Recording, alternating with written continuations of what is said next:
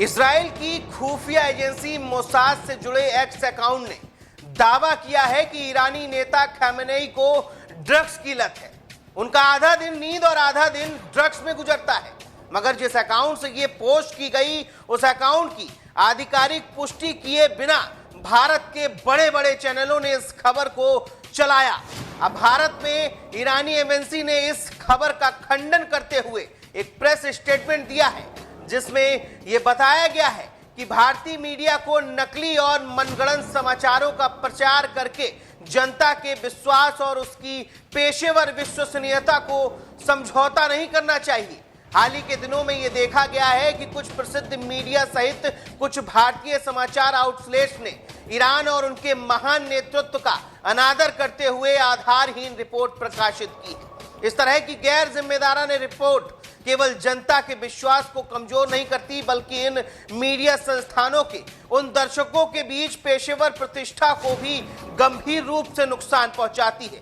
दूतावास अभिव्यक्ति की स्वतंत्रता और जनता के सूचना तक पहुंचने के अधिकार का पूरी तरह से सम्मान करता है, लेकिन ये भारतीय मीडिया से विश्वसनीय और निष्पक्ष स्रोतों पर भरोसा करने और ईरान के संबंध में सनसनीखेज और गलत सामग्री फैलाने से बचने का दृढ़ता से आग्रह करता है।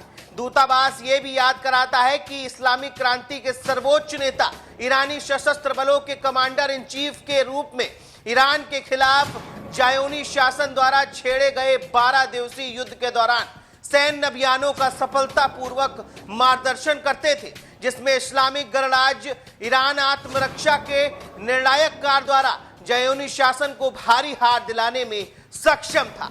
दूतावास को उम्मीद है कि भारतीय मीडिया पत्रकारिता की अखंडता को बनाए रखेगा, बाहरी प्रचार प्रयासों से भाग लेने से बचेगा और दो महान सभ्यतावादी राज्यों के लोगों के बीच दोस्ती और आपसी सम्मान के ऐतिहासिक संबंधों को मजबूत करने में योगदान देगा।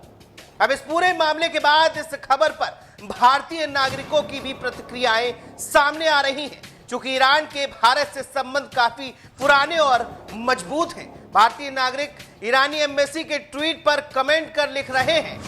राणा दी नाम की एक यूजर कमेंट करते हैं कि भारतीय मीडिया लगता है आप उन्हें हमसे ज्यादा गंभीरता से लेते हैं, वो बेहद सनसनीखेज और बेतुके होते हैं। एक और यूजर अभिजीत चंद्रन लिखते हैं, क्षमा करें ईरान, ये लोग हम में से अधिकांश का प्रतिनिधित्व नहीं करते। हम ईरान सहित पूरे क्षेत्र में शांति, स्थिरता और समृद्धि के पक्ष में हैं।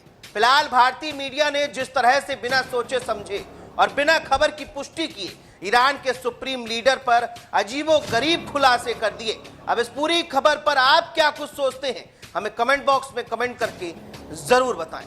मिलते हैं अगले वीडियो में, तब तक के लिए दीजिए मुझे इजाजत। नमस्कार।